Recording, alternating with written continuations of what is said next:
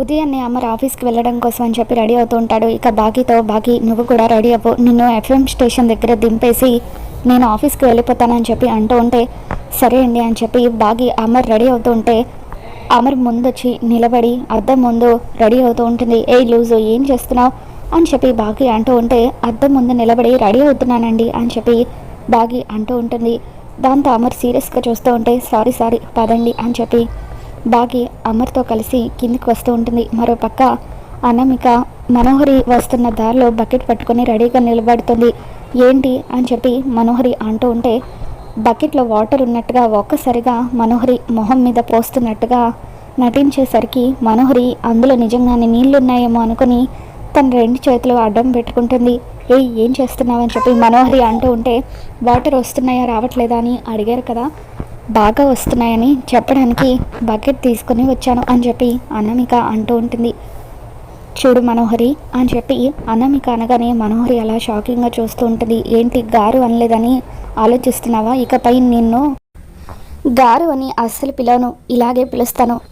నువ్వు నన్ను ఎందుకు ఇంట్లో నుండి బయటకు పంపించాలనుకుంటున్నావో తెలియదు, కానీ నన్ను పంపించేయడానికి చాలా ప్రయత్నాలే చేస్తున్నావని క్లియర్గా అర్థమవుతుంది. చూడు, ఇకపై నువ్వు నా మీద కాన్సన్ట్రేట్ చేస్తే నేను నీ మీద కాన్సన్ట్రేట్ చేయాల్సి వస్తుంది.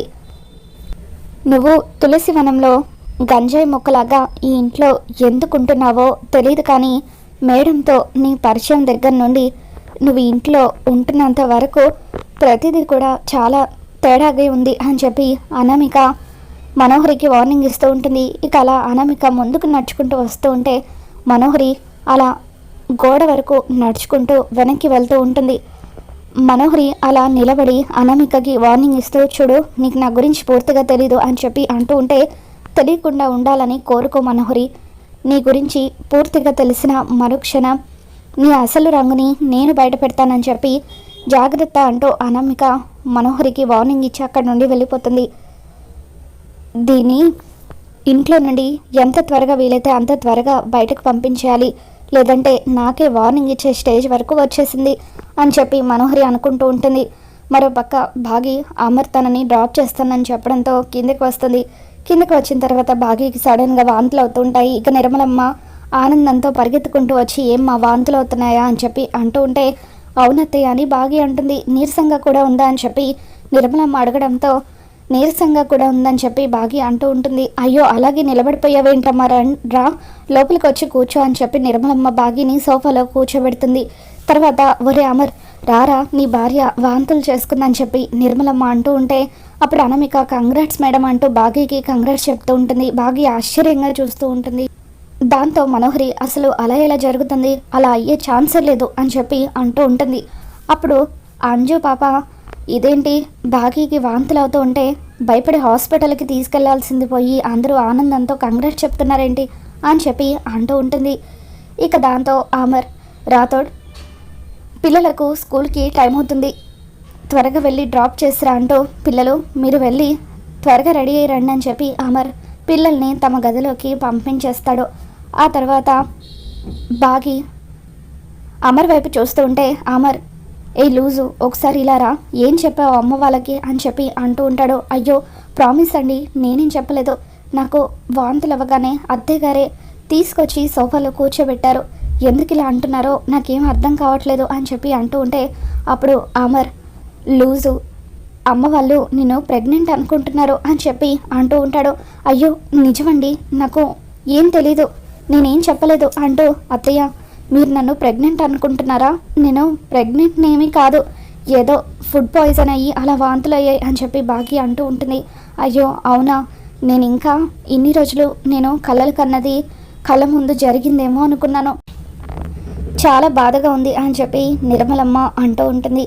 అసలు మా ఇద్దరి మధ్య ఏమీ జరగకుండానే నేను ప్రెగ్నెంట్ అయ్యానని ఎలా అనుకున్నారు అత్తయ్య అని చెప్పి భాగ్య అంటూ ఉంటే అప్పుడు అమర్ రాథోడ్తో కంగారుగా రాథోడ్ నేను బయట ఉంటాను, నువ్వు కూడా త్వరగా వచ్చేసే అని చెప్పి వెళ్ళి బయట నిలబడతాడు. ఇకప్పుడు నిర్మలమ్మ నేను ఇప్పుడు నా మనసుకి ఇది అబద్ధమని ఎలా నచ్చ చెప్పుకోవాలి అని చెప్పి అంటూ ఉంటే ఎందుకు మేడం అంతలా కంగారు పడుతున్నారు, ఈరోజు ఇది అబద్ధం అవ్వచ్చు కానీ రేపు నిజం అవ్వచ్చు కదా అని చెప్పి రాథోడ్ అంటూ ఉంటాడు. ఎప్పటికైనా ఇది అబద్ధమే అవ్వాలని కోరుకోరు అతడు అని చెప్పి భాగ్య అంటూ ఉంటుంది. అయ్యో ఏంటి మేడం అలా మాట్లాడుతున్నారు, అలా మాట్లాడకూడదా అని చెప్పి అనామిక అంటూ ఉంటుంది. లేదు నేను మనస్ఫూర్తిగానే ఈ మాట అంటున్నాను అని చెప్పి భాగి అంటూ ఉంటుంది. అదేంటి మిస్సమ్మ నీకు తల్లవ్వాలని లేదా అని చెప్పి సదాశివం అంటూ ఉంటాడు. లేదు మావయ్య, ఎప్పుడైతే ఆయన నా మెడలో తాళి కట్టారో అప్పుడే నేను అమ్మనయ్యాను.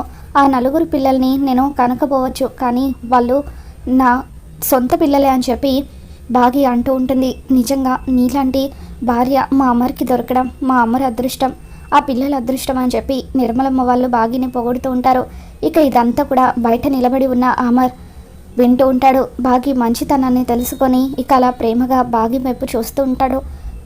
ఇక మనోహరి కూడా భాగి వైపు అమర్ వైపు చూస్తూ ఉంటుంది. మరో పక్క మనోహరి స్వామీజీని కలుస్తుంది. స్వామీజీ నేను ఎన్ని ప్రయత్నాలు చేసినా ఆ అనామికని బయటకు పంపించలేకపోతున్నాను, ఏదో ఒక మార్గం చెప్పండి అని చెప్పి అంటూ ఉంటే, ముందు నీ సమస్య ఏంటో నువ్వు క్లియర్గా తెలుసుకో, నీ ప్రాబ్లం ఆరునా అనామికనా అని చెప్పి అంటూ ఉంటే, ఆరునే స్వామి అని చెప్పి మనోహరి అంటూ ఉంటుంది. మరి అనామికను ఎందుకు ఇంట్లో నుండి పంపించేద్దాం అనుకుంటున్నావు?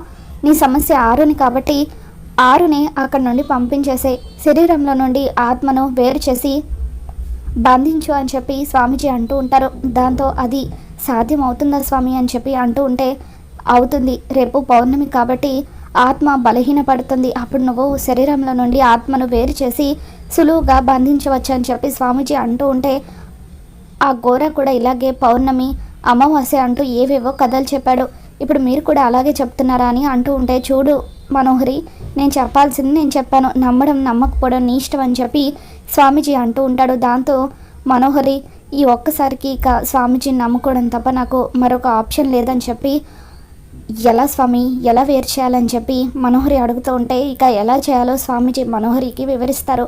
ఇక అక్కడికి వచ్చిన గుప్తా ఆ బాలికను బంధించడానికి ఈ బాలిక మళ్ళీ ఏవో ప్రయత్నాలు మొదలుపెట్టింది. ఇప్పుడు నేను ఆ బాలికతో మాట్లాడలేను, ఇప్పుడు ఆ బాలికని ఎలా కాపాడుకోవాలి?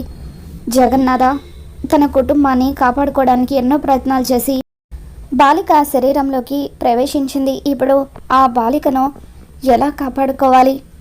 ఒకప్పుడు పౌర్ణమి రోజున ఆ బాలికకు తన కుటుంబాన్ని కాపాడుకోవడానికి శక్తులనిచ్చావు, ఇప్పుడు అదే పౌర్ణమి నాడు ఆ బాలికను బలహీనపరుస్తున్నావా తండ్రి అని చెప్పి గుప్తా అనుకుంటాడు. మరోపక్క స్కూల్లో కాంపిటీషన్ జరుగుతూ ఉంటుంది. ఇక అలా చాలా గేమ్స్లో స్టూడెంట్స్ అందరూ కూడా పార్టిసిపేట్ చేస్తూ ఉంటే, అమ్ము అందరి నేమ్స్ రాసుకుంటూ ఉంటుంది. ఇక ఇంతలో బంటి వచ్చి మర్యాదగా మీరు కాంపిటీషన్స్ నుండి తప్పుకోండి అని చెప్పి అంటూ ఉంటే, మేమెందుకు తప్పుకోవాలని చెప్పి అంజు గొడవ పడుతూ ఉంటుంది. సరే అయితే ఒక బెట్ కాద్దాము, ఫ్యామిలీ ప్యాక్ బిర్యానీ ఒకే సిట్టింగ్లో లేపేయాలి, ఒకవేళ నేను గెలిస్తే మీరంతా కాంపిటీషన్ నుండి తప్పుకోవాలి, నేను ఓడిపోతే నేను తప్పుకుంటానని చెప్పి బంటి ఛాలెంజ్ చేస్తాడు. ఇక అమ్ము ఆనంద్ ఆకాష్ వాళ్ళు ఎంత వద్దు వద్దు అని చెప్తున్నా అంజు ఫ్యామిలీ ప్యాక్ బిర్యానీ మొత్తం తినడానికి బంటితో బెట్ కాసి అలా రెడీగా కూర్చుంటుంది. ఇక బంటి అంజు ఇద్దరు కూడా ఎదురెదురుగా ఫ్యామిలీ ప్యాక్ బిర్యానీ పెట్టుకొని కూర్చుంటారు. మరి రాబోతున్న ఎపిసోడ్లో ఏం జరగబోతుందో మళ్ళీ మన ఛానల్లో తెలుసుకుందాం. ఈ వీడియో మీకు నచ్చినట్లయితే తప్పకుండా లైక్ చేయండి.